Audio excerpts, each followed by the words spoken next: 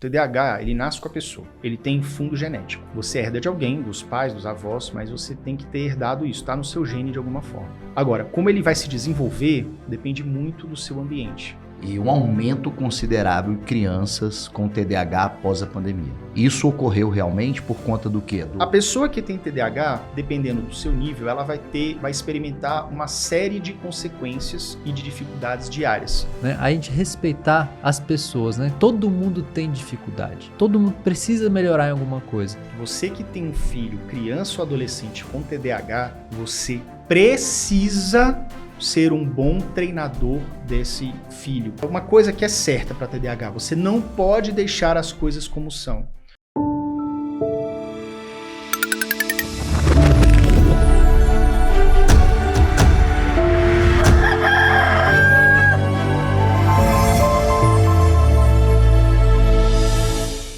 Fala pessoal, tá começando mais um Lamparina Cast, podcast mais humano do Brasil, e hoje temos uma conversa extremamente relevante e necessária nos dias de hoje, que a gente vai falar a respeito do transtorno de déficit de atenção e hiperatividade, o famoso TDAH. Nesse episódio vamos explorar as complexidades do TDAH. Vamos discutir também as últimas pesquisas e as controvérsias em torno do diagnóstico e tratamento do TDAH.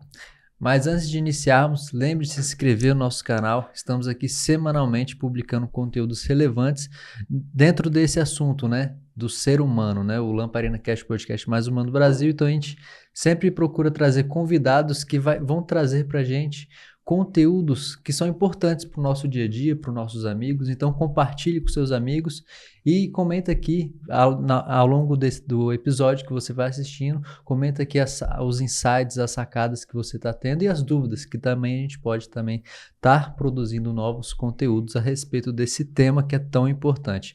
E o Lamparina Cast, a gente tem a honra e a oportunidade de ser patrocinado pelo FIBO, né, uma inteligência artificial focada para quem está estudando para o Enem, e a Traços, né, que é uma revista, hoje em dia é uma plataforma de conteúdo cultural muito importante, que tem um trabalho social em Brasília e no Rio de Janeiro excelente, né? Então quero agradecer os dois aqui. Quem quiser saber mais informações, a gente colocou os links das duas plataformas aqui na descrição desse vídeo. Eu sou Vitor Mesquita, sou músico, produtor audiovisual, estou com meu amigo aqui, Fábio Gabriel. Eu sou Fábio Gabriel e hoje estamos aqui com Yuri Maia, criador do Instituto TDAH Descomplicado. Bem-vindo ao Lamparina Cast, Yuri. Muito obrigado, Fábio. Muito obrigado, Vitor. Vamos trocar uma ideia sobre esse assunto que é tão importante, que é o TDAH. Com certeza. Yuri, conta um pouco da sua história, né? Para a gente estar aqui hoje conversando, né? Qual é a sua jornada, né? A jornada é o seguinte, o canal começou como um canal, né? Antes de virar um Instituto TDAH Descomplicado, começou como um canal no YouTube, mas isso em 2015. Mas essa história veio um pouquinho antes, né? Lá com 6, 7 anos de idade, comecei a enfrentar muitos problemas, principalmente na época da alfabetização, né? Era um momento que a criança para de fazer trabalhinho, aprender a escrever o nome para ter uma disciplina. Tem que sentar na carteira, tem que prestar atenção no professor, tem que começar a escrever as sílabas e tudo. E as disciplinas deixam de ser interessantes e começam a ser obrigações mesmo naturais da criança que ela vai aprendendo a desenvolver. E nesse momento eu comecei a ter muita dificuldade, né? Porque a baixa tolerância à frustração, a dificuldade em manter-se focado, engajado em situações que não são prazerosas. Todo mundo tem um pouco disso, mas no TDAH isso seja ser crônico. Porque para o bom funcionamento do nosso cérebro, exige-se algumas questões estruturais e neuroquímicas que na pessoa que tem TDAH, devidamente diagnosticada, isso está em falta. Então, por exemplo, neurotransmissores importantes como dopamina, como norepinefrina, e dentre outros também, em menor proporção, né, de falta, você tem uma subprodução e uma dificuldade também na retenção desses neurotransmissores nas sinapses neurais, que são as comunicações entre os neurônios. E, beleza, o que isso acontece? O que vem depois disso? Uma dificuldade, simplesmente, você tem um desplug, uma desconexão de atividades que não são necessariamente prazerosas. Então, a pessoa ela começa a ser muito 8 ou 80. 8, não é nem um pouco prazeroso. 80, caramba, isso aqui é muito legal, isso aqui eu vou hiperfocar. que até o nome é inadequado, mas as pessoas utilizam esse nome do hiperfoco, do tipo assim, aquelas poucas atividades que você consegue reter, segurar a atenção e não soltar mais. Então, diante disso, eu comecei a ter problema. Não copiava do quadro, começava copiando o cabeçalho e não terminava. E aí, a bilhetinho para casa, a minha mãe, que não sabia muito bem o que estava acontecendo, às vezes me botava de castigo, às vezes até me dava umas palmadas e tudo, achando que isso fosse resolver, né? Começaram a cobrar dela, e aí, cadê sua postura como mãe? Essa criança aqui não está funcionando direito. E aí, essas coisas começaram a acontecer. Aí, enfim, depois de um tempo, aos 7 anos, entre 7 para 8 anos, eu tive uma orientação. Minha mãe, né, foi chamada na escola, me levou para uma neuropsicóloga, famosa aqui em Brasília, a doutora Sônia Webb, acho que ela ainda existe, assim, ainda atende, né, isso tem muitos anos. Uhum. E aí lá eu fiz um monte de exames, passei por um monte de profissionais, até que fechou o laudo de TDAH, né.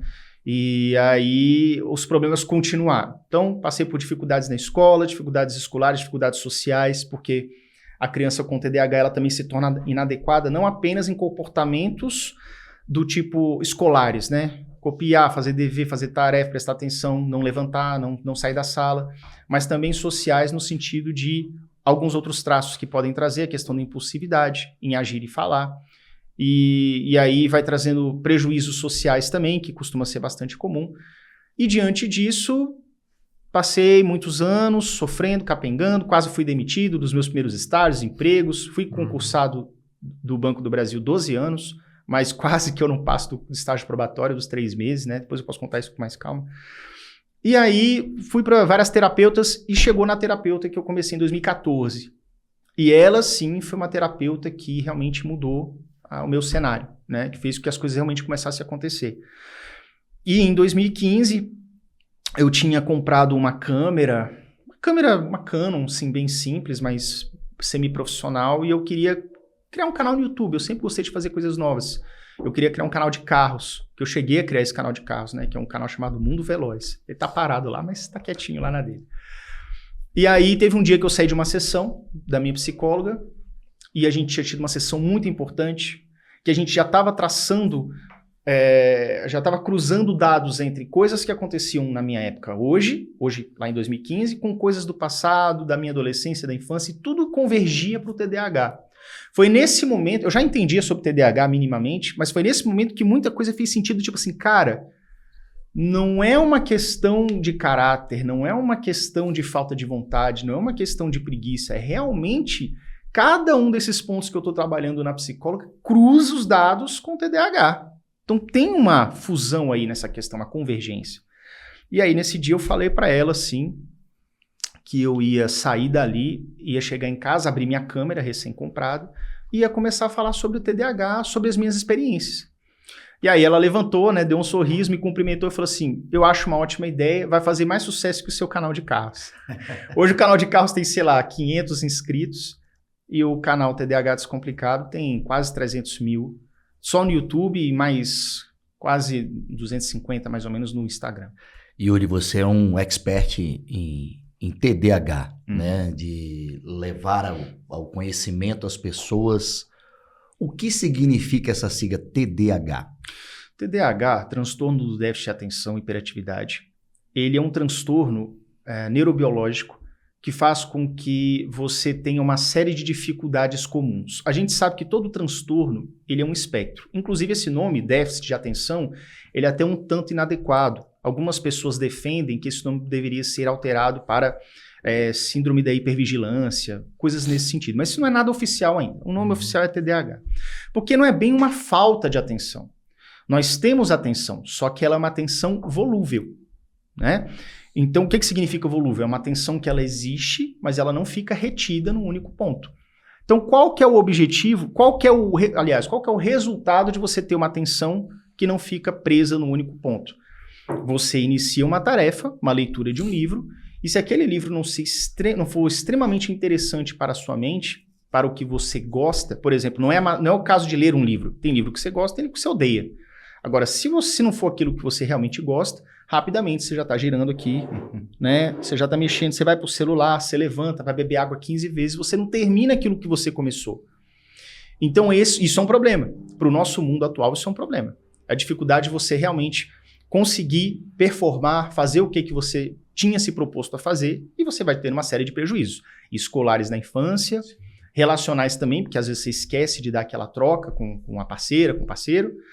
Também no trabalho, porque você esquece de entregar as coisas no prazo, você tem essa dificuldade de conseguir engajar e fazer.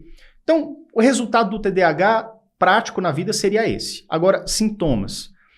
Como eu falei, dificuldade com a atenção sustentada, dificuldade em manter engajado em atividades desinteressantes, dificuldade em controle inibitório, controle das emoções, controle da sua própria impulsividade, em agir e falar. Primeiro você age, depois você pensa, primeiro você fala, depois você pensa. Isso é bastante comum. Existem técnicas e ferramentas de treino que isso vai melhorando com o tempo, principalmente com a maturidade isso vai resolvendo.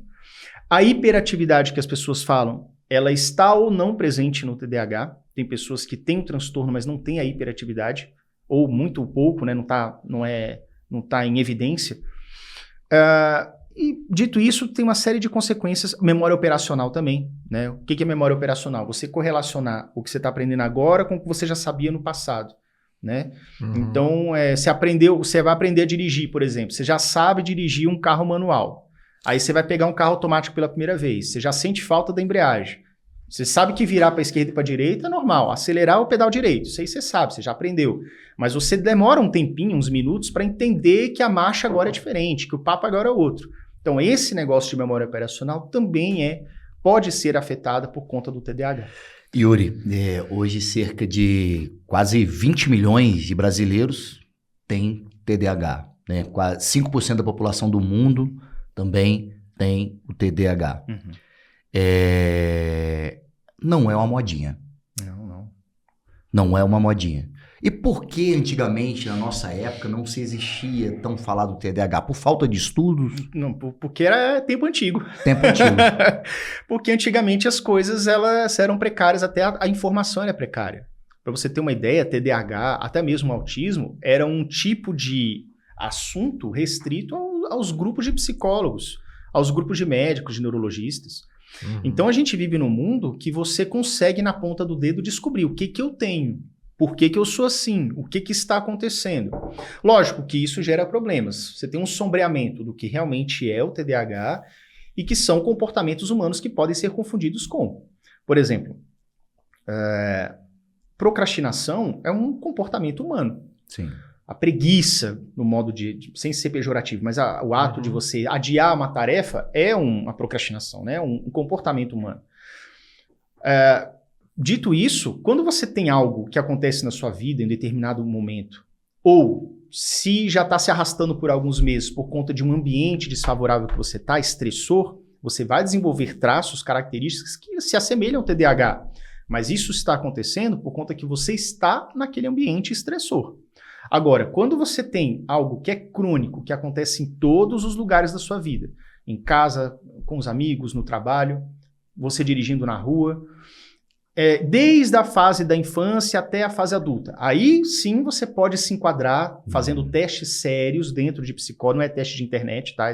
Teste de internet é meramente diversão, mas quando você faz o teste com o psicólogo, o teste com o médico, que na verdade é um teste, mas o exame lá com o médico... os exames que ele podem ser feitos, aí sim você pode chegar a um laudo mais assertivo. E ainda assim, existe o fato de você ter profissionais da saúde que não estão muito bem qualificados, não entendem muito bem sobre o transtorno, o que é natural, cada um tem a sua especialidade, e que pode, de repente, fazer um diagnóstico equivocado. Como, por exemplo, muitas pessoas que têm TDAH, às vezes são diagnosticadas com transtorno de ansiedade generalizada. Muitos começam assim. Sim. Pode ter uma bipolaridade, pode ter um TPAC, que é o transtorno de processamento auditivo central, que é uma questão que envolve o ouvido, né? E o processamento das ondas sonoras no cérebro. Ou pode ter o trocado também. Tem muitas pessoas que começam identificadas como TDAH, vai examinar mais um pouco, tá vendo que o tratamento não está dando muito certo, descobre uma bipolaridade daqui 1, 2 anos. Então isso pode acontecer também. Na verdade não era TDAH, era bipolar. Então, assim, hoje a gente tem muito acesso à informação. Isso gera, sim, laudos equivocados, pessoas se diagnosticando por vídeos de YouTube, não é assim que funciona, mas também pode acontecer da pessoa se entender de verdade. Yuri, a minha forma de perguntar, espero que não tenha ficado preconceituosa de ser modinha ou não. Pergunto isso porque, por conta da pandemia, eu dou aula para criança e vejo isso, notável isso. Uhum. E um aumento considerável em crianças com TDAH após a pandemia. Uhum. Isso ocorreu realmente por conta do quê? Da sociabilidade, vamos dizer assim? Não. Isso pode ter dois fatores. O TDAH ele não é causado por nenhum vírus, por nada nesse sentido, por uma pandemia, nada assim nesse sentido. O que pode estar acontecendo é justamente o fato de que você tem... principalmente depois da pandemia, ficou muito evidente a questão da saúde mental. As pessoas procuraram mais entender o que estava acontecendo. Aumentou-se os casos de burnout, aumentou-se os casos de pessoas que estavam desenvolvendo transtornos sérios e estavam tendo dificuldades e prejuízos com relação a isso. Então, como consequência disso tudo, aumentou-se pessoas que foram no especialista para ver o que estava acontecendo e, na investigação, descobriu-se que tinha TDAH. Agora, pode ter acontecido também a questão da pessoa ter um laudo equivocado. Porque a gente sabe que existem muitos profissionais da saúde, eu não sou profissional da saúde, mas eu lido muito com esses casos onde pessoas vão para o profissional, para o psicólogo, para o médico, fazem alguns exames, não sei se o profissional não está muito bem afiado com relação à identificação, mas no resultado final pode ser que tenha um laudo equivocado. Então, assim... Não existe uma explosão de laudos no sentido de que agora todo mundo é TDAH. Não. Ainda prevalece aquele estudo de que o TDAH ele é subdiagnosticado. O que pode ter acontecido é que agora equilibrou um pouco mais os diagnósticos e também misturou-se nisso diagnósticos equivocados, o que é natural. Yuri, uma pessoa que é diagnosticada, um diagnóstico correto que tem TDAH, ela vai ter sempre TDAH ou é um momento que a pessoa está vivendo? Não. O TDAH, ele nasce com a pessoa. Ele tem fundo genético, tá? Você herda de alguém, dos pais, dos avós, mas você tem que ter herdado isso, tá no seu gene de alguma forma. Agora, como ele vai se desenvolver, depende muito do seu ambiente. Isso aí entra uma questão chamada epigenética, que é como os seus genes reagem ao ambiente. Então, se você... Já saiu estudos, inclusive, estudos científicos que provam que crianças que crescem em lares disruptivos, estressantes, onde ele é comparado com os irmãos, com os colegas, onde ele é colocado como fonte de briga e desavença entre os pais, é desse jeito que está no estudo mesmo, ou seja, quando os pais de alguma forma, mesmo que no calor do momento, vira para o filho e fala assim, eu briguei com seu pai por sua causa, eu fui lá na escola, tomei carão por sua causa, essa culpabilidade sobre a criança, isso piora muito os sintomas do TDAH. Muitos deles se afloram, alguns que poderiam ficar mais adormecidos podem se aflorar. Por exemplo, imagine que tem uma criança, duas crianças que crescem em realidades paralelas, em mundos paralelos. O mundo A e o mundo B. No mundo A, essa criança ela cresce com todo amor e empatia, tem um laudo de diagnóstico de TDAH logo cedo, e aí começa todo um trabalho junto com a escola, ela pode ter alguma adaptação na hora da avaliação, ela está com professores que são mais engajados, são mais preparados, que tornam uma aula mais dinâmica. Isso faz com que ela não tenha alguns prejuízos que o aluno B tenha, que ele cresceu num ambiente estressor, professores mal preparados, tomava carão, tomava bilhetinho, ficava de castigo, apanhava na escola por conta disso. Então, qual que seria essa diferença? A criança A não passa por um estigma, ela não cresce se achando inferior, se achando incapaz, se achando menos merecedor, né? E isso não gera algumas consequências que vão acompanhar até a fase adulta. Então, por exemplo, a criança que cresce num ambiente estressor, num ambiente onde ela se sinta menos, onde ela é culpada por tudo que acontece, ela vai ter autoestima lá no chão. Na adolescência, ela vai ter dificuldade em socializar, porque na adolescência você começa a formar grupos sociais, né? Isso vai piorando também. Tem a questão de você se sentir isolado, ter uma baixa autoestima. Aí você vai entrando na fase adulta, é aquela criança que vai aceitar qualquer tipo de emprego, que vai aceitar um chefe carrasco, sentar na cabeça dela e fazer o que quiser. né? Não paga hora extra, ela aceita. O relacionamento abusivo também, entrar no relacionamento abusivo e permanecer, isso pode acontecer também. Então veja que as duas pessoas têm TDAH, mas na fase adulta, ou seja, 20 anos depois do nascimento de cada uma dessas duas pessoas, uma vai ter uma postura diferente perante a vida. Vão ter dificuldades semelhantes, mas as sequelas da pessoa B, que sofreu essas dificuldades, sofreu esses impactos ao longo da vida, vão fazer com que ela tenha um TDAH ainda mais aflorado, uma dificuldade ainda maior. Ela vai ter medo de começar uma coisa nova porque ela já fracassou 30 vezes antes. A outra não, ela pode até fracassar, mas ela entende que faz parte do processo. Que para você ser bom numa coisa, você tem que treinar. Porque desde que ela era pequena, ela foi condicionada, assim, pela escola, pelos pais, por um ambiente que era mais acolhedor. Então, existe essa diferença muito grande. Agora, respondendo a sua pergunta de forma direta, não desaparece, tá? Uhum. Alguns autores defendem que o TDAH pode acompanhar até a fase adulta, tá? Mas eu penso o contrário, porque não é uma linha única, tá? Alguns autores defendem que o TDAH nunca desaparece, outros defendem que ele pode desaparecer, né? Um pouco, algumas pessoas podem desaparecer, mas o que eu defendo aqui? Isso aqui realmente acontece. O TDAH, ele vai passando por mudanças também ao longo da vida, e com a maturidade a gente percebe que alguns traços tendem a desaparecer ou reduzir. Por exemplo, a hiperatividade. Eu sou TDAH do tipo combinado, ou seja, TDAH desatento, né? E também hiperativo. A minha hiperatividade era muito aflorada até os 23, 24 anos, mais ou menos, e depois ela foi melhorando. Hoje eu tenho 40 anos e a minha hiperatividade ela foi quase totalmente controlada. E isso realmente acontece, isso aí está em vários estudos e várias literaturas. Entendeu? Yuri, quando você falou, né, que você começava a escrever o cabeçário na escola e tal, quando começou esse assunto, né, de TDAH e tal, começou a ser mais falado, né? Aí a primeira vez que eu tive contato, eu falei, cara, não tem isso não. Aí o pessoal falou, olha, aí começou a falar dessas coisas, né, de a pessoa começa a fazer escrever uma coisa, e eu tinha muito isso na escola. Eu fui aprender a ler na segunda série, porque no Jardim 3, é até engraçado isso, eu quebrei o braço bem no início e começou a alfabetização. Nossa. Bem no início, aí eu quebrei o braço, fiquei 40 dias sem ir pra escola, no Jardim 3, né, aí eu cheguei na escola, meus amigos já fazendo calendário, e o cara, mínima ideia, né? E a professora tocou o barco e eu fiquei perdidão. Aí eu comecei a copiar. Eu copiava do Fábio, o sol que ele escrevia. Aí do outro lado aqui eu copiava eu imitava o que a pessoa escreveu. Sem compreender, né? E o da frente eu colocava outro. E ninguém sabia que eu não sabia. Porque eu fazia diferente. Eu não copiava 100% do Fábio, e nem do que estava do meu lado, nem do seu. Eu fazia uma combinação lá. Você queria ter alguma coisa pronta. Eu queria ter uma coisa pronta, eu não sabia nada. Aí chegou na primeira série, era coisas de redação, o Fábio ia fazendo a redação dele e eu ia... Parte. E eu copiando assim, mínima ideia do que tinha.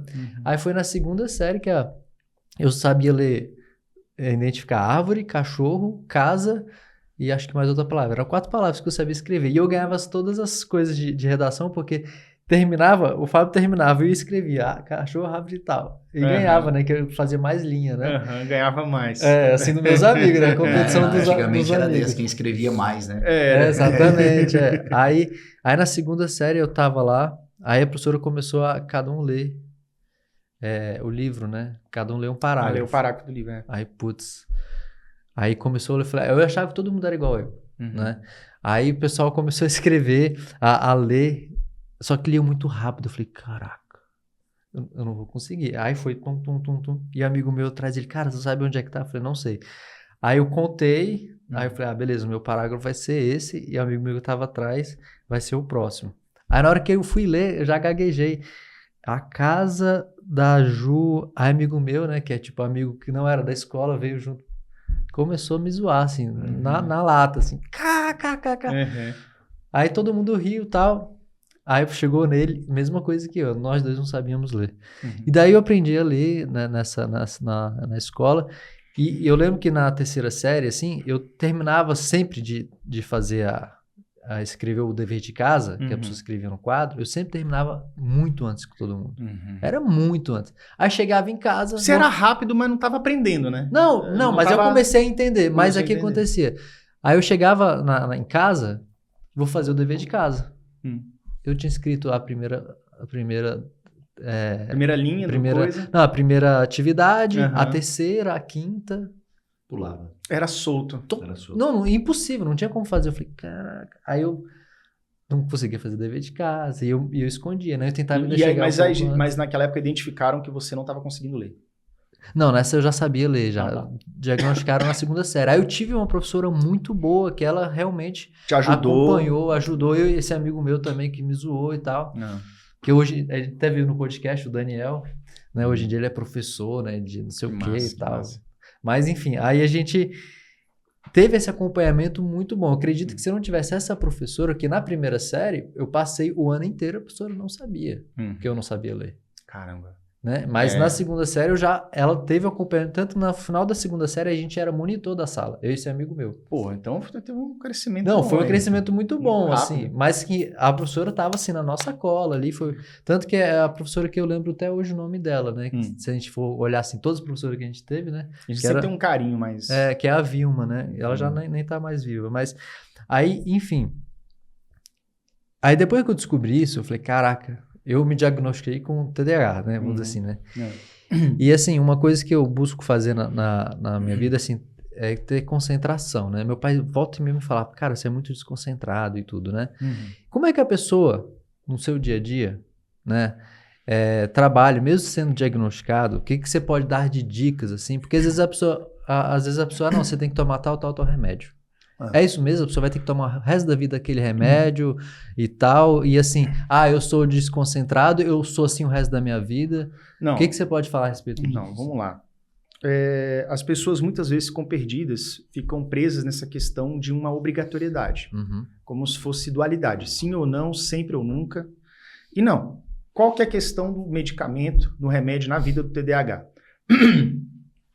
É o seguinte, a pessoa que tem TDAH, dependendo do seu nível, ela vai experimentar uma série de consequências e de dificuldades diárias, principalmente questões laborais, etc., de trabalho, performance, estudo e por aí vai.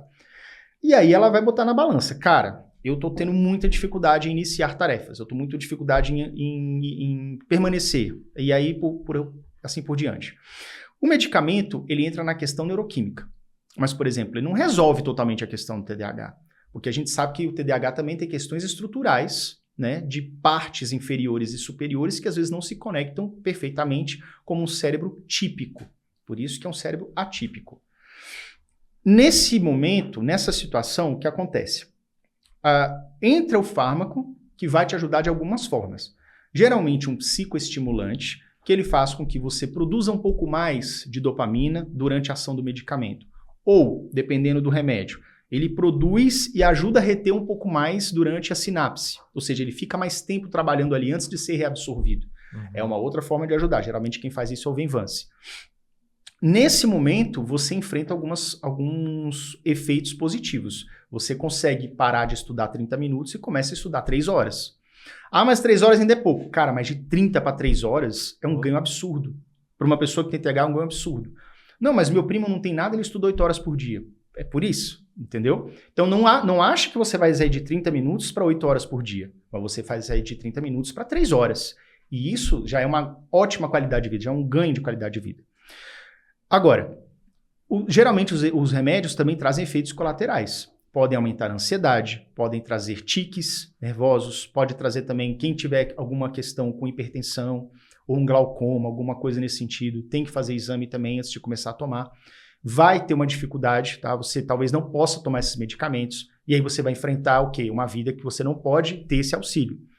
Agora, quando você tem o medicamento agindo, também podem existir efeitos colaterais, como, por exemplo, insônia, como, por exemplo, irritabilidade, que é o efeito rebote. Eu possuía muito quando eu terminava de tomar o psicoestimulante. O que é isso?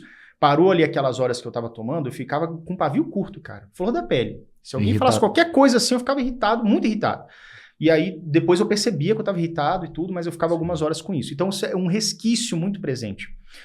E aí, você vai ter que botar na balança. Tem pessoas que se dão muito bem com esses medicamentos, tem pessoas que não se dão tão bem, e aí tem pessoas que, tipo assim, cara, eu consigo focar um pouco mais, mas eu tenho tanto prejuízo colateral que eu prefiro ficar sem. Vocês têm que entender que o tratamento, ele é constante. Então, se você para de tomar medicamento, todos os sintomas do TDAH eles voltam. Não é uma coisa assim, tô com febre, tomo um remédio, daqui 2 dias você tá curado de tudo, da gripe, do resfriado, de tudo. Não é o caso do TDAH. Ele é constante. Chega um momento na sua vida que você pode ficar anos tomando e falar assim, cara, eu não quero mais tomar. Por quê? Porque eu saio daquele emprego terrível. Por exemplo, a pessoa é advogado, que tem que ler muito e escrever muito. Para quem tem TDAH, isso pode ser um problema. Aí o cara desiste de ser advogado e vai criar ganso no quintal para vender ovo, vender pena, sei lá. É um negócio. E aí ele se vê como apaixonado em criação de ganso. E aí ele não precisa nem de remédio, porque ele acorda com o canto dos gansos lá, o latido dos gansos. Ele fica cuidando daquilo, ele hiperfoca naquilo, ele aprende muito sobre aquilo, ele expande, aí ele compra um terreno maior, vira um mega empresário dos gansos, entende? Porque aquilo ele faz muito bem. Aí ele não precisa mais do medicamento para ele, porque ele tá bem do jeito que ele tá. Então, na nossa vida, a gente passa por situações que elas vão caminhando mesmo. Então, hoje você precisa muito, porque a sua vida exige muito. A gente sabe que aumentou o consumo, inclusive, na época da pandemia. Teve falta de metilfenidato, né, de Ritalina, nas farmácias durante a pandemia. Eu não sei se foi só uma questão de produção ou de aumento de demanda. Eu acho que foi um pouco dos dois. Agora já normalizou, pelo menos eu acredito que nesse momento está normalizado. Mas veja que você estar num ambiente que te favoreça é essencial, é fundamental. Tem muita gente que dá murro em ponta de faca. Não, mas eu me formei em Direito, agora eu vou ter que levar isso pro resto da vida. Sim. Não, muda de curso. Não, mas eu tô velho, eu tenho 27 anos. Porra, que mais não é velho? Melhor mudar agora, né? Melhor fazer alguma outra coisa agora. Então, assim, uma coisa que me ajudou muito na minha vida, para minha performance como TDAH, é sempre estar em movimento. Então, sou formado em administração, tenho pós-graduação em neuropsicologia e transtornos de aprendizagem, já trabalhei na área de TI por muitos anos, já fui bancário, já fui DJ, já quase abri uma dedetizadora, já quase abri uma esfirraria gourmet, já quase abri uma franquia de iogurte frozen, só lá há mais de 10 anos atrás, quando era febre isso daí, graças a Deus que eu não abri esse negócio. Mas já abri canais no YouTube, vários canais do YouTube. Então veja, o que eu faço é modelar o meu ambiente para que o meu cérebro fique confortável. E se ele não estiver confortável ainda, eu não sossego. Porque é isso que tem que acontecer. Entendeu? Yuri, você falou a respeito dos medicamentos e das terapias alternativas. Tem uma funcionalidade para quem tem TDAH? Bom, as terapias alternativas é o seguinte. Bom, a gente falou de medicamento. É um pilar da terapia. Um outro pilar seria a terapia com o psicólogo. É você ir no seu terapeuta semanalmente, 1 hora por semana. É fundamental. Por quê? Quando você está em contato com o psicólogo, você está tratando todas as questões adjacentes que vêm junto, né? Acessórias que vêm junto com o TDAH. Como, por exemplo, você é impulsivo, você é hiperativo, você é ansioso, isso gera consequências laborais, sociais, de performance, de relacionamento, que você precisa aprender a tratar e lidar com o psicólogo. Vamos falar do psicólogo aqui primeiro. Sim. Então você vai lidando com isso daí, você vai se resolvendo. Então o medicamento ajuda de um lado, a terapia ajuda de outro, a sua ambiência, que eu falei um pouquinho, ajuda de outro também. Você tem que se entender e parar de dar murro em ponta de faca. Se você está no emprego que você não gosta, saia, cara. Não tenha medo. Tipo assim, dê o passo que Deus coloca o chão. Então você tem que realmente ter coragem, acreditar em si, mesmo que o mundo inteiro diga o contrário. Mas você vai avançando para que você consiga estar num ambiente, num local que realmente seja favorável para você. Agora, com relação a terapias alternativas, muitas pessoas falam sobre, por exemplo, aromaterapia, sobre aquela terapia que é com homeopatia, acupuntura. Então, algumas coisas têm estudos científicos, outras não.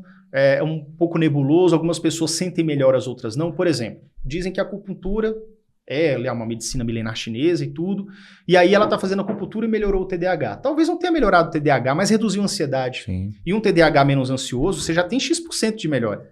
Então, assim, eu não sou descrente de dizer assim, isso aqui não teve evidência científica, isso aqui não serve para nada. Se você teve alguma melhora em alguma coisa, pode servir para você. Falando de estudo científico e um assunto polêmico, e a cannabis medicinal? Ela tem efetividade no tratamento? Existem estudos novos que estão em processo de conclusão, estão em andamento, tá? A última atualização que eu tive, já faz mais ou menos um ano, não existia ainda uma evidência científica sólida de que adianta, resolve, serve para o TDAH. Eu experimentei o CBD, né, que é o óleo de cannabis medicinal, em 2021. Eu tive resultados leves, tá? O que eu tive de resultado? Primeira coisa, quando você, pelo menos no meu caso, tá? E na experiência que eu tive, fui passado para o meu psiquiatra, tem que fazer um cadastro, tem só acho que tem uma ou outra empresa no Brasil que está autorizada a produzir o óleo, enfim. A minha experiência foi a seguinte, eu tive uma leve redução nessa volubilidade do meu foco, ele parou de ser tão distrator, mas eu ainda continuava distraído. Ou seja, não chegava na performance de, por exemplo, um metilfenidato, uma Ritalina, um Venvance. Não chegava. Certo. Mas eu tive uma pequena redução, tá? Agora, depois de um tempo, eu comecei a ficar um pouco mais ansioso. Mas em nenhum momento eu tive qualquer efeito que possa ser semelhante a alguém que está fazendo um consumo, inalando, fumando, por exemplo, a própria planta ali da cannabis. Não é isso que acontece. Então, é realmente algo medicinal. Você vai ter ali os efeitos que ele promete que você tenha, em maior ou menor grau. Para mim não adaptou tanto, então acho que não foi um bom custo-benefício. Eu parei, fiz só uma vez, tentei só uma vez e parei. Mas outras pessoas já experimentaram, não tiveram resultado nenhum. Outras disseram que melhoraram bastante. Então assim, ainda está um pouco controverso, mas tem estudos em andamento. Atualmente, no cenário atual, não existe uma evidência científica sólida, já comprovada, pelo menos o que eu te falei, eu estou desatualizado em um ano, de lá para cá pode ter mudado, mas por enquanto não tem conhecimento. Yuri, você esteve falando, né, da gente, a pessoa se conhecer, né? Uhum. A pessoa tá num ambiente que seja bom para ela, né? Uhum. O que você pode falar mais a respeito disso, assim, da pessoa dentro de se conhecer, a partir que fez o tratamento, quais são os sinais? Pô, tá melhorando isso, aquilo? Bom, o TDAH ele tem que ser estratégico, não tem como não ser. Então até eu tenho o meu clube, o Clube TDAH em Ação, e ele tem esse nome em ação porque você precisa agir de alguma forma, você não pode deixar, vou tomar um remédio aqui e tá tudo certo. Não é assim que funciona. Quais seriam essas estratégias? Por exemplo, todo mundo fala que a atividade física é muito boa para o TDAH, e de fato é. Mas pode ser em qualquer horário? Talvez não. Porque, por exemplo, se você trabalha ou estuda pela parte da manhã, a partir das 9 da manhã, é muito interessante que você faça academia antes. Porque quando você faz academia antes, você libera endorfina, e a endorfina fica no corpo por umas 6 horas, mais ou menos. Agora, imagina que você vai para o seu trabalho, para o seu estudo, para a sua faculdade, com endorfina no corpo, junto com medicamento, com tratamento, você tem um salto de performance durante aquelas próximas horas. Então, não apenas na sua resistência, cognição melhora, a resistência física, tudo você fica mais esperto, mas também você tem um ganho porque você está com aquela endorfina trabalhando no seu corpo, quando você faz atividade de alto desempenho. Não é só você fazer uma corridinha, mas é interessante que você faça ou uma corrida muito forte, ou uma bicicleta forte, ou uma luta, uma arte, alguma coisa uma musculação forte que libere realmente a endorfina e que você fique ali sob esse efeito. Esse é um dos pontos. Existem outros pontos também. Por exemplo, se conhecer a ponto de entender se você trabalha bem com ruído branco. Chamado ruído branco, ruído marrom, enfim, tem vários nomes. Tem muitas pessoas que, quando ouvem algum determinado tipo de música ou de frequência sonora, ela consegue trabalhar muito melhor. Porque é como se aquelas frequências sonoras silenciassem as vozes internas do TDAH e também as externas. Você para de ouvir o que está ao redor. Uhum. Outras pessoas não gostam de ouvir ruído branco, ruído marrom, mas elas gostam de quê? Estar com um abafador auricular. É o meu caso também. Eu tenho um abafador, ele é profissional, ele é um EPI. O EPI é um aparelho de segurança para obra, para construção. E aí eu coloco aquele negócio que ele abafa 90% do som. E só de estar naquele silênciozinho interno, que eu quase escuto o meu coração, eu já consigo também ter um desempenho muito melhor. Aí associado também a um ambiente bem iluminado, bem arejado e tudo mais. Outra coisa, tem uma estratégia muito boa que eu acho que todo TDAH tem que ter, que é você arrumar o seu grilo falante. O que é o grilo falante? O grilo falante é você ter alguém ou algumas pessoas, um ambiente que te ajude a performar. Como funciona isso? Por exemplo, na época da faculdade, quando eu fiz aqui a Universidade de Brasília, tinha algumas disciplinas que eu tinha alguns colegas que já tinham feito outras disciplinas comigo, eram amigos, no caso, que a gente se reuniam, nós éramos 5 pessoas, a gente ia para a biblioteca todo dia para estudar as matérias que a gente tinha em comum. Então a gente chegava, sentava, abria, todo mundo lia e no final a gente debatia o que estava sendo proposto ali no conteúdo. Isso por si só, essas 2 horas ou 3 que a gente ficava na biblioteca, já valia mais que uma semana de estudo. Por quê? Quando eu estava lá, eu não procrastinava, eu não tinha como fugir para o banheiro, ficar andando, ficar indo para a cantina. Ou seja, eu realmente me dedicava ali porque um vigiava o outro. Isso é um grilo falante. Outra coisa, academia também. Tem muita pessoa com TDAH que quer ir para academia, mas que preguiça, depois eu faço. Arrume o grilo falante, que é justamente aquela pessoa que vá com você. Ou um personal trainer, se você puder pagar. Porque o personal é um cara que vai te cobrar antes. Daqui meia hora, hein? Estamos indo. Durante, não vai deixar você enrolar. E depois também, porque ele vai ficar sabendo como é que está o seu andamento lá. Então, assim, arrume o grilo falante em todas as situações. Criança, como é que funciona a questão do grilo falante? Um bom professor particular. Você é pai de uma criança com TDAH, às vezes, pode ser o irmão mais velho, tudo tem que ser uma coisa bem feita, tá? Não pode ser de qualquer jeito. Ou mesmo os pais, se tiverem tempo, ou um professor particular.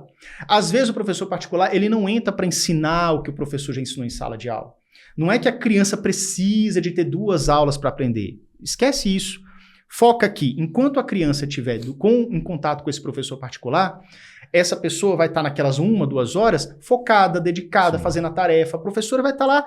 É tipo, sabe tocar boiada? Você vai atrás do boi assim com a varetinha assim, só dá a varetinha, essa varetinha faz com que o boi vá, você não precisa empurrar.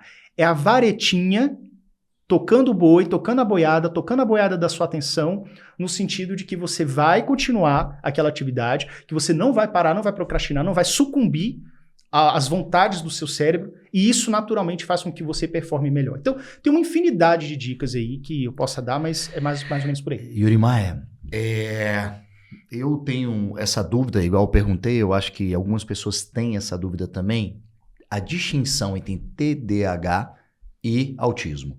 Ah, sim. Certo? O TDAH vamos dizer assim, é um índice, é um início de um autismo ou não tem nada a ver disso? Não.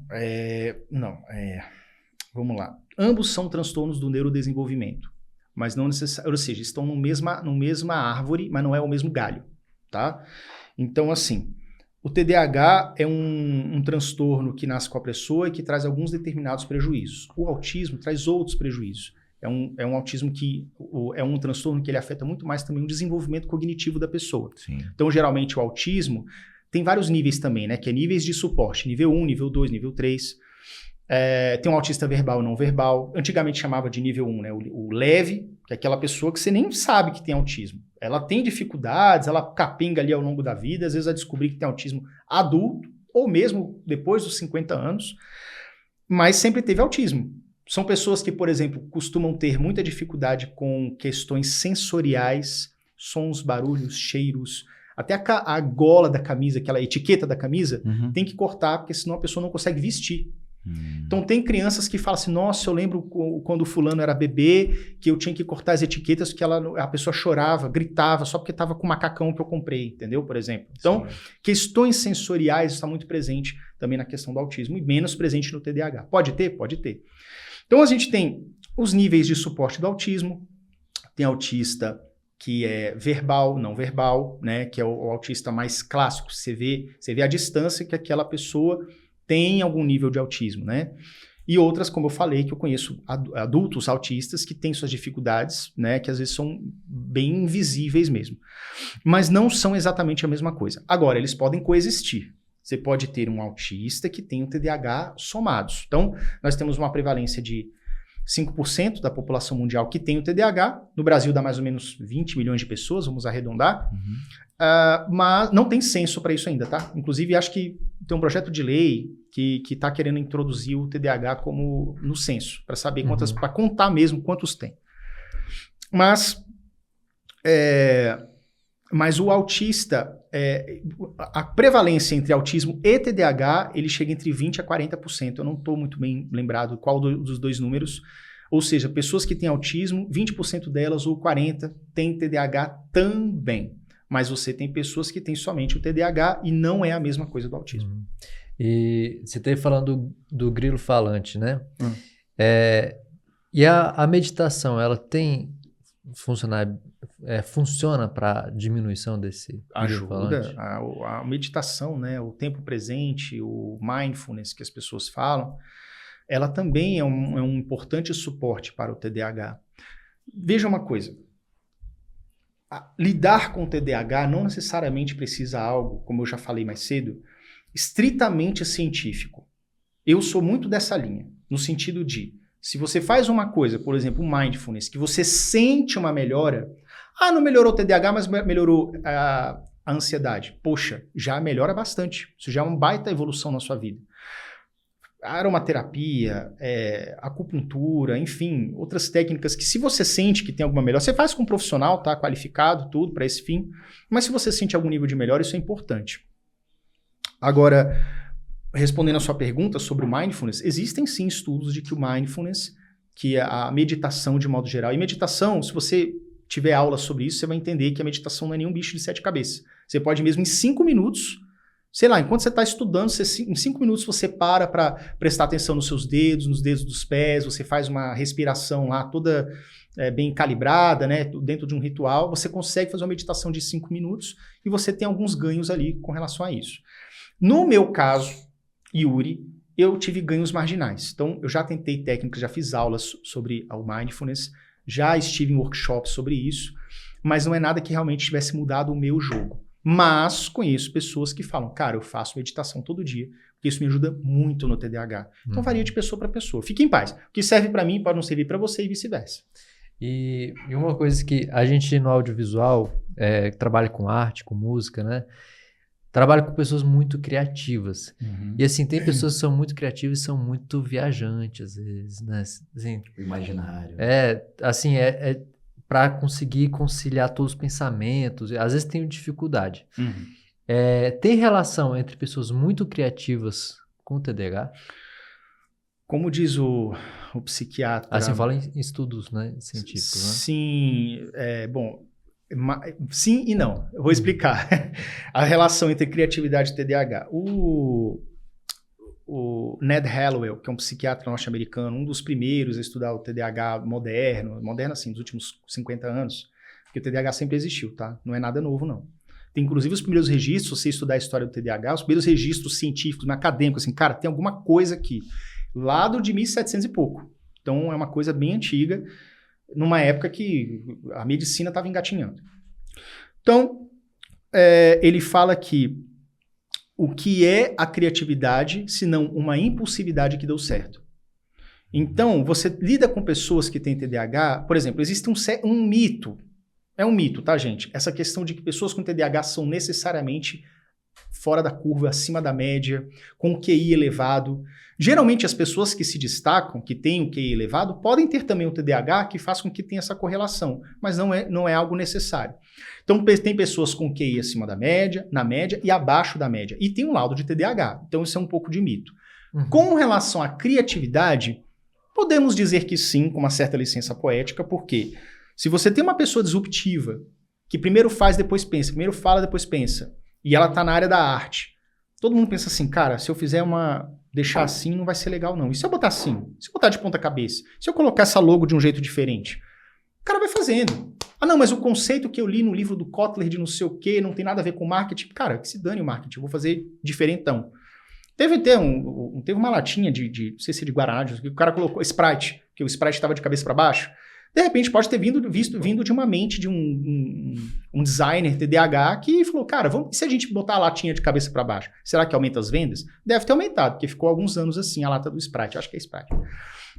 Mas enfim, o que eu tô falando assim, pode haver e de repente as pessoas que mais se destacam com a criatividade podem ser pessoas que têm TDAH, que têm impulsividade, e corroborando com o que o Ned Hallowell falou, o que é a criatividade, se não uma impulsividade que deu certo. Então... Yuri, um assunto polêmico que está em alta no cenário nacional, as verdades sobre os planos de saúde, certo? Isso. E a regulamentação junto da ANS. O que existe na verdade? O que é verdade realmente do plano de saúde? Eles querem dar uma limitação às sessões para quem tem TDAH? Sim. Essa história? Sim, tem um rol taxativo, né, que o pessoal está brigando aí, não está nada definido ainda. Acreditou-se que os planos de saúde tivessem tido uma vitória, mas os planos de saúde que estão querendo seguir um rol taxativo estão sendo questionadas na justiça e, pelo que eu estou percebendo, estão perdendo. O que seria isso? Limitar o número de sessões de psicólogo para TDAH ou para autistas ou para outros transtornos que estão ali nessa questão toda que está em debate. E a gente sabe que não pode ser assim. Não existe um limite, tá? Por exemplo, de sessões para TDAH. Assim como a medicação você pode ter que tomar para o resto da vida, como eu falei, a depender da evolução do seu ambiente, outras questões, como você amadurece, outras questões. Mas, a grosso modo, sim. Você tem que sempre fazer terapia, porque você está sempre lidando com questões do TDAH, diariamente, semanalmente. Você vai ter sempre que tomar os medicamentos se você quiser ter sempre o mesmo nível de ganho, se a sua vida exigir isso, né? Se você não mudar, se você não parar, não largar a advocacia para criar ganso, por exemplo. Uhum. Então, com relação a essa questão da ANS, hoje em dia, muitos planos de saúde estão fazendo o quê? Disponibilizando meia hora de atendimento com o psicólogo a cada 15 dias. Sendo que o correto, o que é desejável nas literaturas para TDAH, falando de TDAH agora, é 1 hora por semana. Então, você tem que ter 1 hora por semana com a terapeuta. Se você fala com uma criança sobre isso, é ainda pior. Porque a criança chega na sessão, às vezes você demora 10, 15 minutos para a criança aterrissar e começar a terapia, a sessão terapêutica. E aí você reduz isso para meia hora, não dá. Meia hora a cada 15 dias, piorou. Então, você está rasgando dinheiro. Sim. Então, as coisas têm que ser bem fundamentadas. Com relação a terapias, não tem limite. Antigamente o pessoal estava com essa questão aí, querendo colocar 200 sessões de terapia apenas, né? Isso daria, sei lá, 3 anos de tratamento, pouca coisa. Não, você tem que ter um tratamento contínuo. O plano de saúde tem que disponibilizar isso de alguma forma, né? Porque o TDAH exige isso. Uhum. Agora, isso ainda está sendo discutido, não está completamente fechado. Algumas pessoas estão tendo que brigar mesmo, tendo que denunciar na ANS, tendo que entrar na justiça para conseguir essa reversão, mas ainda está meio nebuloso. Não tem ainda não bater um martelo com relação ao que deve ou não ser feito nessa discussão. Existe algum auxílio pecuniário para quem tem TDAH comprovado, diagnosticado? Não existe isso, nem lei, nem nada nesse sentido. Aí entra algumas coisas que as pessoas estão confundindo. Por exemplo, TDAH não é considerado deficiência no Brasil, deficiência jurídica, digamos assim. E isso é um ponto bastante controverso e polêmico, porque em outros países ele é considerado deficiência, né? Como, por exemplo, Estados Unidos, como acho que Colômbia, aqui próximo a nós, parece que a Austrália também, enfim. E o que isso implica? Repete a pergunta. Se existe algum auxílio pecuniário para quem tem diagnosticado TDAH. Isso, exatamente. Então, voltando aqui. Vou falar do auxílio pecuniário, mas eu preciso passear em outro ponto, que é o seguinte. Teve um caso de uma pessoa, não é considerado deficiência, teve um caso de uma pessoa, uma mulher, que passou, acho que no concurso da Caixa, isso deve ter uns 2 ou 3 anos, e ela conseguiu passar como deficiente. E aí, essa história, parece que teve uma briga na justiça, no que deu ganho de causa para a pessoa. Ela passou como deficiente, vaga de deficiente, na Caixa Econômica, se eu não me engano. E aí, esse assunto vazou, foi para a imprensa, e como é que a imprensa publicou? Mulher com TDAH passa como deficiente em concurso da Caixa. Todo mundo copiou e colou esse trecho. Só que se você entrasse ali, se você lesse o processo, a gente sabia que a menina tinha TDAH, deficiência intelectual, disgrafia e mais uma série de comorbidades. Então era uma pessoa que TDAH era um dos dedos, mas ela tinha 5 dedos. Uhum. E provavelmente esses outros 4 dedos foi o que possibilitou que ela entrasse como deficiente. Entendeu? Embora é o seguinte, a gente sabe que a questão...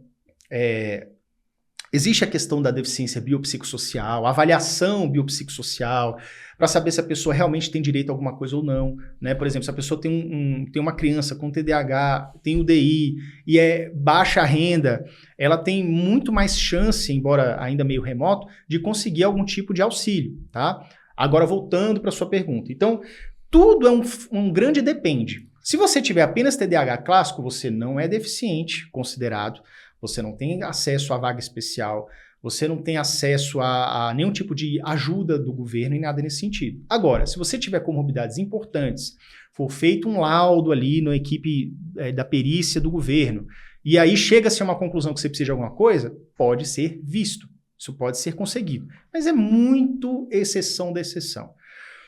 A priori, a princípio, não tem.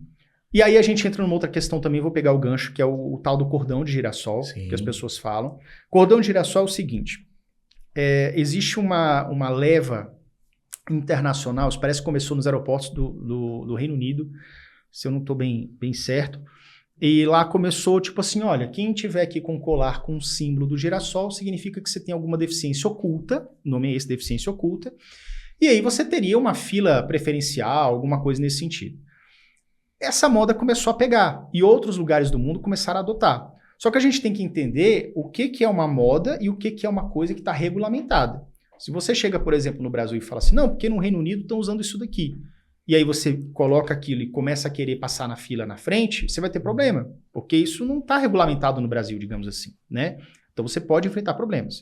O que aconteceu aqui no Brasil recentemente? O TDAH não é considerado deficiência, nada mudou nesse sentido, mas pegou-se uma lei, que é a Lei 13146 de 2015, que é a LBI, Lei Brasileira de Inclusão, que estão inclusos diversos transtornos, como, por exemplo, o autismo, deficiência intelectual, pessoas que têm uma deficiência física de movimento, de audição, cadeirante, uma pessoa que seja surda ou cega, alguma coisa nesse sentido. Todas elas são abraçadas por essa lei. Pessoas que têm alguns outros transtornos, como, por exemplo, o TDAH, a dislexia, a disgrafia, a descalculia, TOD, transtorno opositor desafiador, são transtornos que não entram, não são abraçados pela LBI e nunca foram, tá? E aí, o que chegou essa lei do cordão de girassol? A lei do cordão de girassol falou, então, pega-se a lei 13146, que é a LBI, acrescenta um parágrafo versando sobre o cordão de girassol. Isso inclui o TDAH? Não. Porque o TDAH não faz parte da LBI. Não é uma lei que diz assim, TDAH agora tem direito ao cordão de girassol. Não fala. A única coisa que essa lei do cordão fala é, pega-se uma lei já existente e acrescenta-se o parágrafo tal. Mas não acrescenta nenhum novo transtorno. E isso gerou uma dificuldade. O que as pessoas têm feito? Eu acredito que é muito difícil alguém pedir um laudo para você numa fila de banco. Pode ser que exista, e se você tiver apenas o laudo de TDAH, pode ser que você tenha problemas. Mas eu acho que isso não deve acontecer na vida real. Tem um outro fator também que as pessoas precisam perceber, que é o seguinte, uma pessoa com TDAH, eu consigo esperar impacientemente numa fila de 2 horas. Vou xingar, vou espernear, vou ficar andando para um lado para o outro, mas eu consigo. Tem outras pessoas que realmente não conseguem, porque a mente humana ela é muito complexa, existe um degradê de sintomas. Então, a partir disso, você pode encontrar pessoas que realmente, assim, cara, não consigo. Ou uma mãe que tem um filho com TDAH, com uma hiperatividade extremamente agitada, que ela precisa desse socorro de ter um cordão de girassol para que ela consiga demorar o mínimo de tempo possível ali. E não se trata de alguém que está querendo passar a perna, passar na frente, nem nada disso. Então, vai depender muito do caso da pessoa, dela se sentir confortável e de que ela achar se tem necessidade para o caso dela. Então, eu respondi várias perguntas nisso daí, mas eu acho que a questão vai da situação específica de cada um. O TDAH oficialmente está abraçado pelo cordão de girassol? Não. Mas a pessoa que tem TDAH e sentir essa necessidade, ela pode muito bem vestir, seguir. Acredito que ninguém vai cobrar, ninguém vai ficar olhando isso com lupa e a vida vai funcionar desse jeito.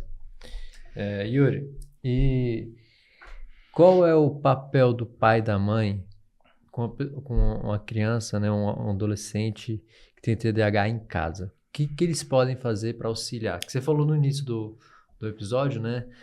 Que as 2 pessoas com TDAH, uma num ambiente que tem diversas coisas que caminham a pessoa para melhorar, né, a questão e outra que não tem, né?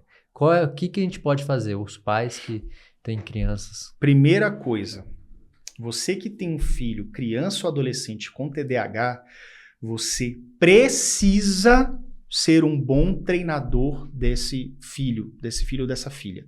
É o tal do treino parental. Você não pode... Uma coisa que é certa para TDAH, você não pode deixar as coisas como são. Você não pode deixar, vou deixar ele quebrar a cara para aprender. Ele vai quebrar a cara e não vai aprender.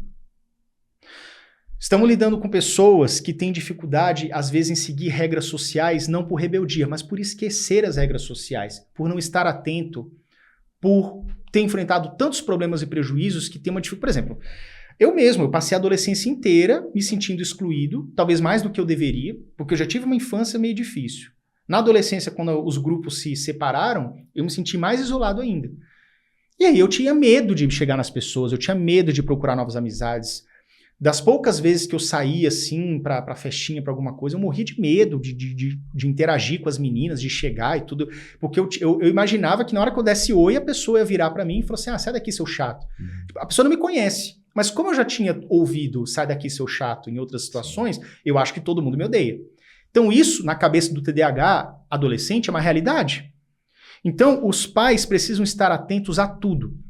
Amizades, situações sociais. Peraí, o menino tem 15 anos, tem 14 anos, não foi convidado para nenhuma festa de 15 anos?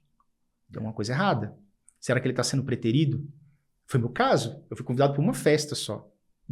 E as outras, porque as meninas faziam, debutante, não sei o quê, e aí convidava a turma toda. Já aconteceu várias vezes de eu não ter sido convidado, porque eu era estranho, esquisito, chato, alguma coisa nesse sentido, lá naquela época. Só que meus pais não estavam atentos a isso, achavam que estava tudo bem, tudo certo. Eu tinha só aquelas pouquíssimas amizades lá, de 3, 4 amigos que às vezes vinham lá do comecinho da infância, que eram as mesmas pessoas que frequentavam minha casa, ou que eu frequentava a casa dessas pessoas, mas não mudava, não evoluía. Então veja, você precisa observar isso, fazer perguntas inteligentes para os seus filhos. Filho, o que está acontecendo aqui? Me conta, vai, o que está acontecendo aqui? Como é que estão suas amizades? É observar de longe, é ver o seu filho indo para a escola ou para alguma situação social e ficar de butuca observando.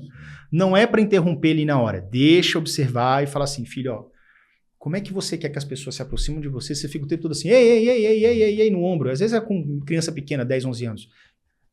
Faz assim, deixa a pessoa falar, depois você coloca a sua opinião. Quando tá numa roda de amigos, não queira ser o centro das atenções. Espera um pouco, respira, deixa a pessoa contribuir um pouco, aí você contribui, depois você sai. Esse bate-bola, meu filho ou minha filha, você vai perceber que as pessoas vão começar a olhar mais para você. Às vezes você tem essa ansiedade de puxar atenção para você, mas você tá repelindo. Você está sendo grudento, você está sendo pegajoso. Não, espera um pouco, cuida, faz um comentário um pouco mais pensado, calculado, que as pessoas vão achar você interessante e elas vão se aproximar de você. Isso é só um exemplo, tá? Um exemplo bobo, tem milhões de exemplos. Então, assim, no adolescente, de modo geral, em situações sociais, os pais precisam ficar atentos e atuantes. Agora, com relação, por exemplo, escolar. Tem muito adolescente que vira pro pai, não, eu tenho 14 anos, eu não quero mais ser filho tomando conta das minhas tarefas escolares, eu sou adulto e não é bem assim. Você precisa sim olhar a tarefa ou diariamente, ou a cada 2 dias, ou pelo menos semanalmente. Você tem que estar de olho, você tem que estar vendo como é que está o desempenho, você tem que estar vendo assim, como é que está o livro, está escrito, cadê os exercícios? Está fazendo exercício? Pai, não passou o dever de casa. Pô, tem uma semana que não passa o dever de casa, tem alguma coisa errada. Então você tem que ficar atento, tá? Para não deixar a coisa desgringolar. O lance é acompanhar, né? Tá acompanhar, porque tem pai que meio que vai deixando assim, do tipo, ele já tá grande. Não tá grande não, tá? E aí eu falo que assim, que talvez esse acompanhamento, olha só, e não é fazer pela pessoa, é orientar e cobrar a execução daquela orientação. Filho, você fez o que eu falei? Pai, não consegui resolver, não consegui melhorar. Tá, mas eu te passei 3 orientações. Você seguiu as 3? Eu só fiz a primeira. Então, por que você não fez as outras 2? É por isso que você não melhorou. É mostrar o porquê. Entendi. Entendeu? E aí, com o andar disso tudo, a coisa vai melhorando, né? Mas é um processo. E quando uma pessoa, um empreendedor, ele tem dentro dos colaboradores pessoas que têm TDAH, o que ele pode fazer também para ter um ambiente positivo, um ambiente que seja próximo para a pessoa desenvolver o trabalho? Primeira coisa, vai depender muito mais do trabalhador do que o empregador. Embora os dois tenham uma participação importante nesse assunto. Para o trabalhador, primeira coisa, procure ficar o mais afastado possível de atividades que você não é bom. Isso vem com uma boa dose de autoconhecimento. Se você não é bom de leitura e escrita, não vá ser advogado, porque você vai ter que ler e escrever o tempo inteiro. Vai criar ganso, que é muito melhor para você. Você vai ganhar muito mais dinheiro, garanto. Porque senão você vai ser um advogado que o pessoal fala que tem uma piada me pejorativa, de porta de cadeia, não sei o quê, essas coisas assim. Eu já ouvi essa piada, tá? Não sou do direito, mas enfim. Então, assim, você não vai dar certo. Então, agora, às vezes está no emprego, mas é o que tem. Beleza, é o que tem. Entra numa empresa, você está no almoxarifado. Nossa, trabalho chato, moroso. Quando eu estou em casa, eu fico lá na Twitch, eu fico fazendo trabalhos freela, uma questão mais, outro tipo de trabalho que mexe mais com a criatividade. Depois de 2, 3 meses na empresa, que todo mundo já entendeu qual que é a sua e tudo mais, vira pro seu chefe assim, chefe, vocês têm um setor de marketing, eu sei que meu trabalho é almoxarifado, mas deixa eu ficar uma semana ali, eu acho que eu tive uma ideia para fazer um panfleto melhor para vocês, ou uma campanha melhor para vocês. De repente, você se descobre um excelente funcionário em outra área da empresa.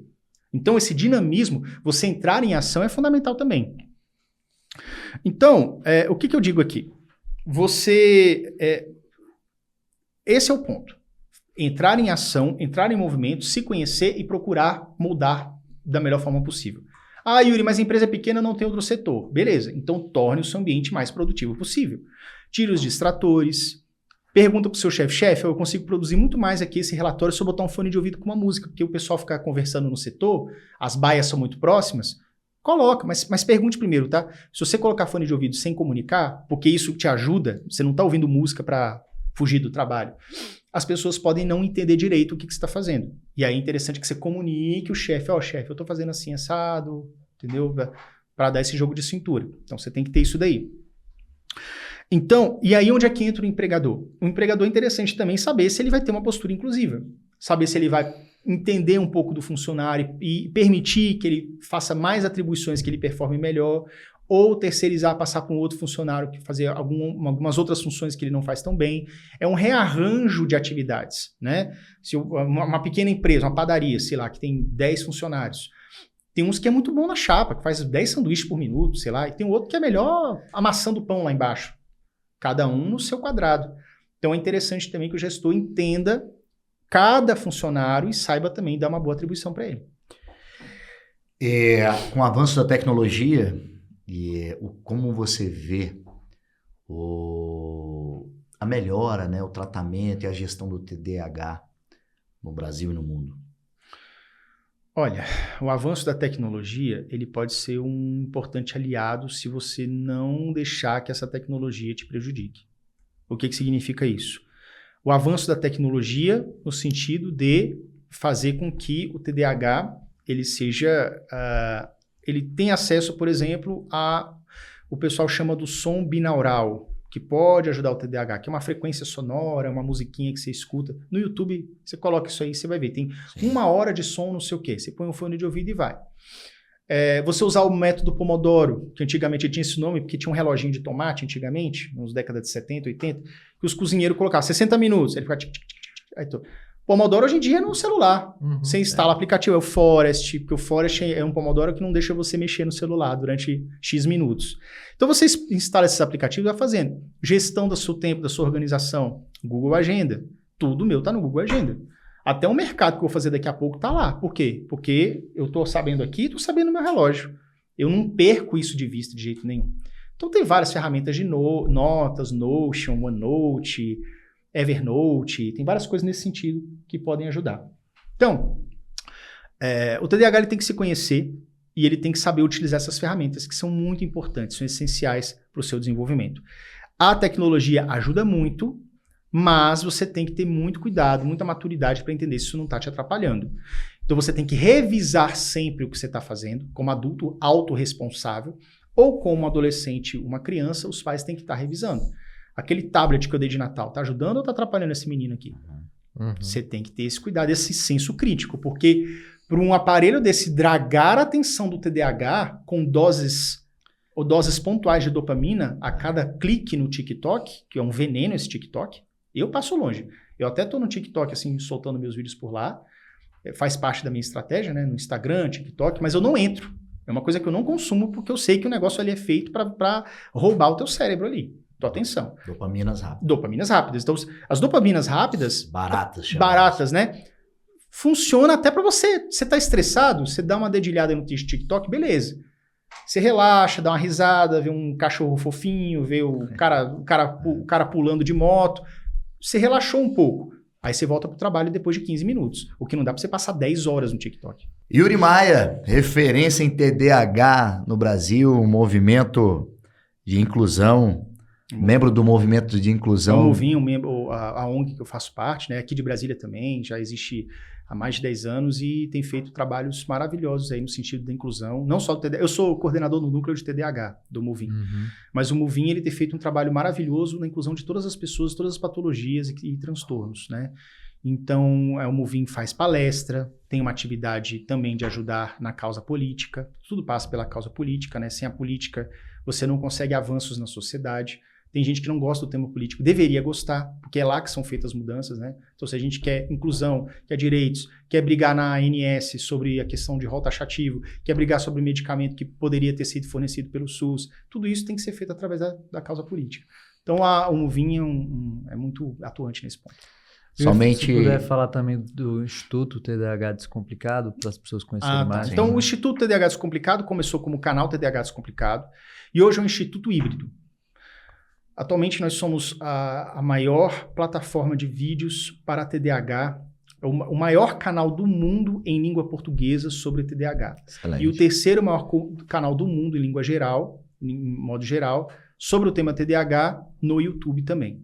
Então, no YouTube em língua portuguesa é o maior canal atualmente e tem mais de 2.000 vídeos gratuitos, né? Que tem apoio às pessoas que têm TDAH para elas se entenderem melhor. Tem vídeos que eu falo, tem vídeos que eu converso com outros profissionais e tiro dessas entrevistas, desses bate-papos. Por exemplo, eu não sou médico, então eu já fiz live com o médico e o médico me explicou todos os medicamentos, como é que funciona, efeito colateral, o que acontece. E aí eu disponibilizo esse vídeo lá. Então é uma plataforma, um hub, um instituto, onde você vai encontrar as minhas vivências como TDAH adulto e outros profissionais também de diversas áreas. Além disso, nós temos também a parte paga, né? Tem o Clube TDAH em Ação, que ele é um curso todo segmentado, com aulas rápidas, específicas, de TDAH para TDAH, para que você se entenda e consiga ter melhoras e ganhos na sua vida, tá? É super acessível, acesso vitalício. Você entra ali, compra uma vez as atualizações gratuitas também, né? Tem o programa Meu TDAH, que é um curso semelhante, só que ele tem um volume de horas muito maior. Ele tem participação de psiquiatra, psiquiatra infantil, neurologista, psicólogo, neuropsicólogo, que ajuda aos pais entenderem seus filhos, criança, adolescente, até os 17 anos. Programa Meu TDAH também. Para conhecer, você digita lá o meu site oficial, tdh.com.br, você vai cair lá numa lista, onde você vai ter vários produtos, os canais, o Spotify, tem tudo ali, YouTube. É isso aí, somente ação gera resultado, como mesmo o Yuri Maia fala. Foi uma satisfação tê-lo aqui. Prazer. Um papo bem esclarecedor, né? Tanto para mim, acredito para o Vitor e para os nossos telespectadores aqui no Lamparina Cash. Nosso objetivo é trazer pessoas com grande responsabilidade e relevância em todo o âmbito nacional e para que venha somar, que venha trazer um pouco de conhecimento para agregar na vida das pessoas. E uma pergunta para a gente concluir que eu quero fazer para você, Yuri. O que era o ser humano para você? O ser humano é alguém que tem a sua individualidade, que deve ser respeitada e tem o direito de ser feliz. Então, o ser humano pode ser e será de todas as formas e jeitos possíveis, de todas as suas... o que faz bem para ele, o que ele gosta, o que ele não gosta. E o ser humano, ele está aqui nesse planeta para ser feliz. Então, você precisa entender isso o mais rápido possível, que você está para ser feliz. Isso vem de uma família que te respeita, e às vezes, se não respeitar, cabe até você se afastar depois de adulto, com muita responsabilidade. Mas você ter bons amigos, você ter uma boa rotina, um bom ambiente, uma boa esposa, um bom marido, criar bons filhos, fazer o que gosta, ter tempo para a família, que isso é essencial, nem tudo é só trabalho, por exemplo, ou só estudo, tá? E é isso, o ser humano ele precisa ter essa identificação, essa identidade respeitada e tá aqui para ser feliz. É isso aí. Yuri, para mim é uma honra poder estar recebendo você aqui no Lamparina. As portas estão abertas para quando você quiser vir novamente. Maravilha, aqui, voltaremos. Né? E falando para os espectadores, né? Esse Lamparina Cast é o podcast mais humano do Brasil. A gente traz esses temas, né?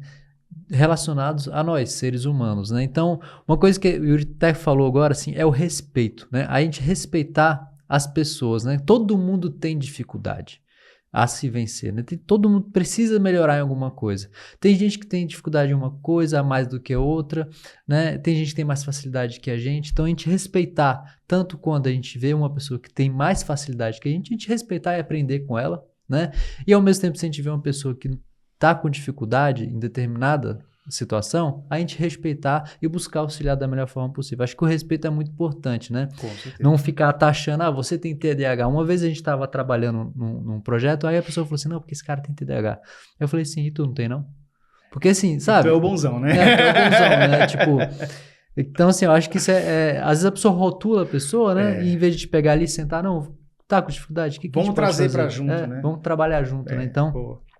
Quero agradecer essa oportunidade e se você gostou, compartilhe com seus amigos, compartilhe com quem você vê que é necessário esse episódio e comenta aqui e curta o nosso vídeo e a gente se vê nos próximos episódios. Lembrando sempre que a FIBO é a plataforma de inteligência artificial que você que está estudando para o Enem, ela é revolucionária, chamamos assim. Então entra lá no FIBO e você verá coisas maravilhosas, com certeza, você estudante. E também a Traço, essa grande parceiro que está com a gente, sempre acrescentando e somando e aprendendo a dividir também junto da gente. Então, na capital federal, no coração do nosso Brasil, mais um episódio super especial. Valeu, Yuri. Valeu, muito obrigado. Eu quero agradecer aqui o convite, eu quero agradecer a oportunidade de poder trazer esse tema tão importante aqui, tá?